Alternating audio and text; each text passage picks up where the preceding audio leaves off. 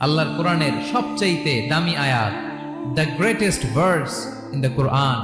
উবাই ibn Ka'b রাদিয়াল্লাহু তাআলা আনহুকে বিষ্ণু সাল্লাল্লাহু আলাইহি ওয়াসাল্লাম জিজ্ঞেস করলেন, উবাই বলো তো কোরআনের কোন আয়াতটা সবচেয়ে সেরা? উবাই জানেন, তারপরে বললেন আল্লাহু ওয়া রাসূলুহু আ'লাম, আল্লাহ আল্লাহ রাসূল ভালো জানেন। দেখেন কত বিনয়ী ছিলেন সাহাবারা, জেনেও উত্তর দিতে চাইতেন না, ভাবতেন না জানি বিষ্ণুনবী নতুন কিছু আমাদেরকে জানায়। বিষ্ণুনবী আবার বললেন, তুমি কি জানো কোরআনের সবচেয়ে শ্রেষ্ঠ আয়াত কোনটা?